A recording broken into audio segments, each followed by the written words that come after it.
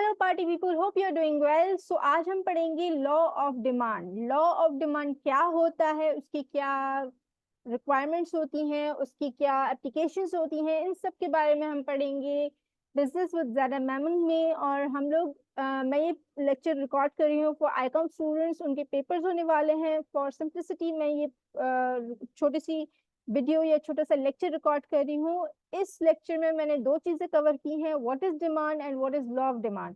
ठीक है, बाकी और थर्ड जो मैंने कवर किया है make a demand schedule and demand curve, उसको मैं एक्सप्लेन आउट करूंगी। बाकी एग्जाम्पशंस जो है वो हम नेक्स्ट वीडियो में करेंगे, बिकॉज उसके लिए हमें थोड़ी सी बैकग्राउंड स्टडी होना जरूरी है। ठीक है, so let's start with our lecture. अच्छा, डिमांड क्या होती है? डिमांड जैसे मैंने इस स्लाइड पे लिखा हुआ है, it it represents the willingness of consumer to buy a specific product service at various price level. मतलब यानी कि इसका मतलब ये है कि अगर कंज्यूमर जो है उसके पास एक विलिंगनेस है, विलिंगनेस कहते हैं पावर को, यानी कि अगर मेरे पास पैसे हैं तो मैं किसी चीज को खरीद सकती हूँ, that is called my willingness. ठीक है, अगर मेरे पास कोई विश है कि डिजायर है कि मैं इस चीज को खरीद सकती हूँ, that is called my willingness. ठीक है, अगर डिमांड क्या होती है कि अगर किसी कस्टमर के पास या किसी कंज्यूमर के पास एक विलिंगनेस है कि भाई मुझे ये चीज परचेज करनी है, या उसके पास एक डिजायर है, एक वांट है, विश है कि या मुझे ये चीज परचेज करनी है, तो उसको कहते हैं डिमांड होना। ठीक है, तो डिमांड हमने क्या पढ़ा है कि डिमांड क्या होती है? पावर टू परचेज समथिंग और willingness of consumer to buy और परचेज समथिंग। ठीक है, something that could be anything, right? Specific product और service at various price level. ठीक है, hope this is clear what is demand. Now let's move to another slide. अच्छा, law of demand. Law of demand बड़े मजे का law है। ठीक है, इसमें बहुत सिंपल सी बात की गई है कि भाई जब as a price of good rises, यानी कि कोई भी गुड है, फॉर एग्जांपल अगर आप जो हैं वो गुल अहमद के क्लोथ्स ले रहे हैं या किसी भी ब्रांड के क्लोथ्स ले रहे हैं, तो अगर उसकी प्राइसेस ज्यादा होंगी तो आप उसकी क्वांटिटी डिमांड कम कम करेंगे। क्वांटिटी डिमांड क्या होती है? यानी कि उसकी जो क्वांटिटी जो आप डिमांड कर रहे होंगे वो कम होगी। ठीक है, as a price of good rises, जैसे जैसे किसी भी चीज की प्राइस जो है वो ऊपर जाती है तो उसकी क्वांटिटी डिमांड नीचे चली जाती है, जबकि other things remain constant. Other things remain क्या कांस्टेंट होना चाहिए? जैसे आपकी जो है इनकम लेवल कांस्टेंट होना चाहिए।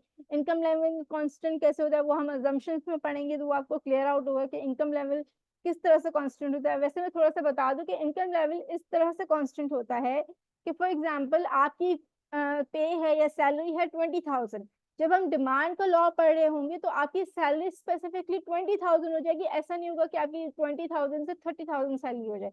ये अगर 30,000 आपकी सैलरी बढ़ी तो इसका मतलब है डिमांड का लॉ जो है, लॉ ऑफ डिमांड जो है वो एप्लीकेबल नहीं होगा।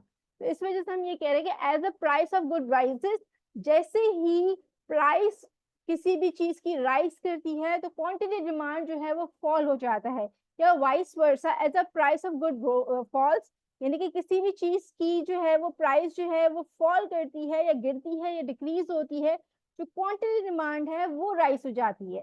ठीक है, फॉर एग्जाम्पल आपने जो है वो कोई क्लोथिंग बिजनेस ही ले लें, या कोई मतलब कि लाइक फॉर एग्जाम्पल आपने एप्पल्स लेने हैं। ठीक है, एप्पल्स जो है पहले जो है वो अगर हम फॉल को देख रहे हैं तो पहले वो 40 रुपए के मिल रहे थे, अब फॉल करके वो 20 रुपीज के मिल रहे हैं। ठीक है, तो जैसे ही 20 रुपीज के मिल रहे थे तो 40 रुपए पे आप जो है वो 4 किलो एप्पल ले रहे थे, और 20 रुपीज पे आप लोग 6 किलो एप्पल ले रहे। ठीक है, तो as the price of good falls the quantity of the good rises. ठीक है, तो I hope this is clear. ये एक ही स्टेटमेंट है, लेकिन इसमें सिर्फ ये फर्क है कि as the price of good rises the quantity demanded of the good falls, or as the price of good falls the quantity demanded of good rises, right? All other things remain constant, यानी कि बाकी चीजें जैसे income हो गया, price of substitution हो गया, ये सब जो है कांस्टेंट रहेंगी, right? Okay, let's move to the demand schedule. अच्छा, डिमांड शेड्यूल में हमारे पास एक छोटा सा, ये मैंने एक आईकॉम की बुक से ही लिया। डिमांड शेड्यूल क्या होता है कि जब हम लोग कोई भी डिमांड के बारे में पढ़ रहे होते हैं तो हमें ये देखना होता है कि भाई उसका शेड्यूल क्या है, यानी कि कितनी प्राइस पे कितनी क्वांटिटी डिमांड हमारे पास अवेलेबल होती है। अब यहाँ पे जो है वो प्राइस पर एग है, यानी कि प्राइस पर एग जो है वो 8 रुपए का एक एग है। ठीक है, तो क्वांटिटी डिमांड कितनी है? 2। ठीक है, 7 रुपए का एक एग है तो क्वांटिटी डिमांड कितनी होगी 3, 6 रुपए का एक एग है तो क्वांटिटी डिमांड कितनी हो गई 4, इस तरह से वाइस वर्सा, लाइक 4 रुपए का अगर एक एग है तो क्वांटिटी डिमांड होगी 6। ठीक है, तो हम इसको एक्सप्लेन और किस तरह से करेंगे, we can see in this table as the price is for 8 rupees, the quantity demanded is 2x। ठीक है, अब हम ये सिंपली देख सकते हैं, इसमें हम देख सकते हैं कि जब जो है वो एग की प्राइस जो है वो डिक्रीज हो रही है तो क्वांटिटी डिमांडेड जो है वो इंक्रीज हो रही है। ठीक है, जब एग की प्राइस डिक्रीज हो रही है तो क्वांटिटी डिमांडेड जो है वो इंक्रीज हो रही है। तो इसका मतलब ये है कि जो क्वांटिटी डिमांडेड है और जो प्राइस है डिमांड के लॉ में उसका जो है रिलेशनशिप जो है वो इनवर्स रिलेशनशिप है। अब ये इनवर्स रिलेशनशिप क्या होता है, ठीक है, I must highlight this thing कि जब जो है वो क्वांटिटी डिमांड डिक्रीज होती है, सॉरी प्राइस इंक्रीज होती है तो क्वांटिटी डिमांड डिक्रीज होती है। I am just finding a pen, okay, so ठीक है, this shows a inverse relationship between the price and the quantity demand. ठीक है, अब ये क्या शो कर रहा है कि इनवर्स रिलेशनशिप है प्राइस और क्वांटिटी डिमांड में। इनवर्स रिलेशनशिप क्या होता है, इनवर्स रिलेशनशिप ये होता है कि जब नेगेटिव रिलेशनशिप होता है, क्या होता है नेगेटिव रिलेशनशिप, नेगेटिव रिलेशनशिप। ठीक है, inverse, okay, so my pen is saying blue red, okay, inverse relationship और negative relationship। ठीक है, इसके मीनिंग क्या होते हैं, इसके मीनिंग ये होते हैं कि जब एक की प्राइस कम होती है, ठीक है, जब एक की प्राइस कम होती है तो दूसरे की प्राइस बढ़ती है। ठीक है, इनवर्स रिलेशनशिप और नेगेटिव रिलेशनशिप में क्या होता है कि जब भाई एक की प्राइस जो है वो कम हो रही है, फॉर एग्जांपल प्राइस कम हो रही है तो क्वांटिटी डिमांडेड जो है वो इंक्रीज हो जाएगी। ठीक है, जब प्राइस कम होगी तो क्वांटिटी डिमांड जो है वो इंक्रीज हो जाएगी। अगेन आई एम रिपीटिंग, जब प्राइस कम होगी तो क्वांटिटी डिमांडेड इंक्रीज हो जाएगी। यही हमने शेड्यूल में भी देखा है कि जैसे ही प्राइस कम होगी तो क्वांटिटी डिमांडेड इंक्रीज हो जाएगी। ठीक है, अब आते हैं हम लोग नेगेटिव, इसी को कहते हैं नेगेटिव रिलेशनशिप या इनवर्स रिलेशनशिप, राइट। अब आते हैं हम लोग अपने डिमांड कर्व पे।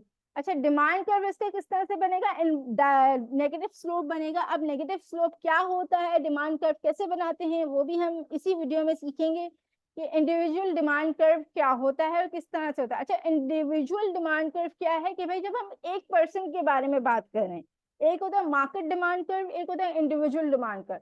इंडिविजुअल डिमांड कर्व क्या होता है कि जब हम एक पर्सन की डिमांड के बारे में बात कर रहे हैं। मार्केट डिमांड क्या होता है कि जब हम लोग बहुत सारे कंज्यूमर्स की डिमांड के बारे में बात कर रहे होते हैं तो उसको कहते हैं मार्केट डिमांड कर्व।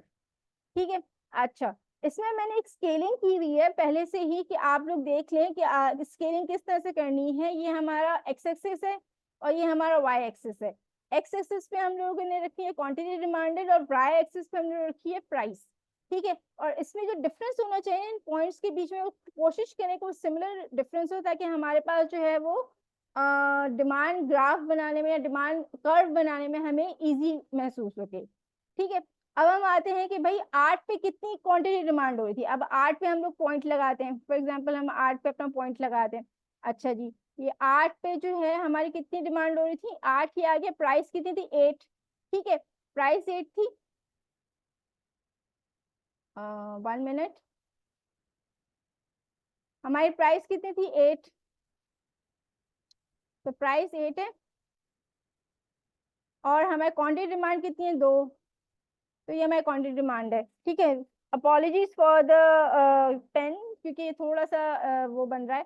ठीक है, अच्छा, फिर 7 पे कितनी प्राइस डिमांड की, जब प्राइस 7 रुपए हो गई यानी कि 7 हो गई तो क्वांटिटी डिमांड कितनी हो गई, हमारे पास क्वांटिटी डिमांड जो है वो हमारे पास कितनी हो गई,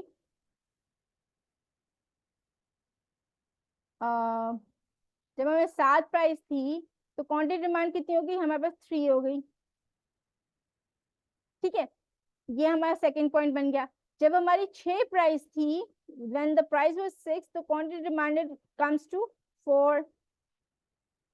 ठीक है, जब हमारे पास 5 प्राइस थी तो क्वांटिटी डिमांड कितनी हो गई? 5, लाइक 5। ये इस तरह से डिमांड कर्व बनाते हैं, जो मैंने अक्सर स्टूडेंट्स को देखा है कि उनको डिमांड कर्व भी बनाना नहीं आता है। ठीक है, ये मैं 5 हो गई। जब हमारी क्वांटिटी प्राइस जो है वो 4 थी तो क्वांटिटी डिमांड कितनी हो गई? 6। ठीक है, तो इस तरह से अगर हम अपने पॉइंट्स को हाईलाइट करें, तो एक पॉइंट यहाँ बन रहा है। Let me make it from another colour, green. Okay, एक पॉइंट यहाँ बन रहा है, एक पॉइंट यहाँ बन रहा है। One is this point, sorry, ये पॉइंट बन गया। One is this point and one is this point. ठीक है, ये पॉइंट्स बन गया अब हमारे पास। अब हम क्या करेंगे, इन पॉइंट्स को जो है वो जब हम ज्वाइन करेंगे तो ये हमारे पास डिमांड कर्व बन जाएगा। थोड़ा सा टेढ़ा बना है लेकिन कंपैरेटिवली इट्स गुड। तो ये हमारे पास डिमांड कर्व बन जाएगा। तो this is called demand curve. जब हमारे पास इस तरह की सिचुएशन होती है, जब प्राइस जो है वो वाई एक्सिस पे होती है और डिमांड क्वांटिटी डिमांडेड जो है वो एक्स एक्सिस पे होती है, तब हम लोग सिमिलर डिफरेंस से हम लोग जो है अपना स्केलिंग कर रहे होते हैं और इस तरह से हम लोग अपना डिमांड कर्व बना रहे होते हैं। इस डिमांड कर्व को अगर हम लोग नेमिंग करना चाहें तो we can name it. For example, अगर इसको मैं कर दूं डी, ठीक है, इसको भी कर दो डी, जैसे आपकी कॉमर्स की बुक में है। ठीक है, so this is the demand curve that we are talking about. Hope so आपको लेक्चर समझ आया होगा। If you have any comments और feedback, do comment and let me know if you understood this lecture. Thank you.